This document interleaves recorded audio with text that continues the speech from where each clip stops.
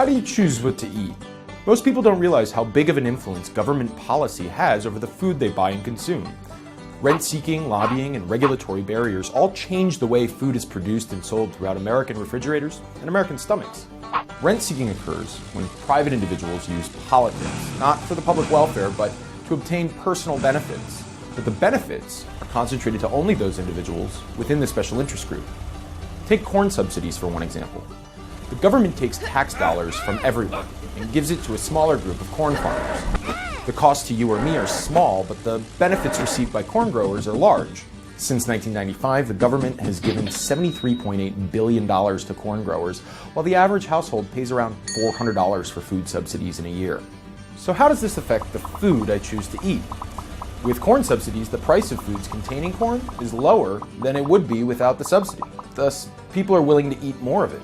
Because farmers can benefit so much from corn subsidies, they are willing to spend effort and real resources to get politicians and policymakers to support subsidies. Regulations can act as barriers to entry as smaller, newer businesses have more difficulty affording the costs of regulation. A good example is regulation that certifies food as organic. Don't these regulations help small farmers? Unfortunately, no. Buying organic has become a billion-dollar industry. Big businesses have lots of resources to invest time and money to make sure they benefit from and comply with organic certification. Small farmers, on the other hand, have a harder time affording the monetary costs, the paperwork, and the bureaucracy of compliance.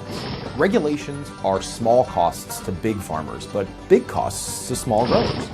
So the general market for organic food is more dominated by large industrial farms and fewer local producers than it would be without regulation. Many factors manipulate the market for food. Prices are distorted because of subsidies, and regulation impedes competition.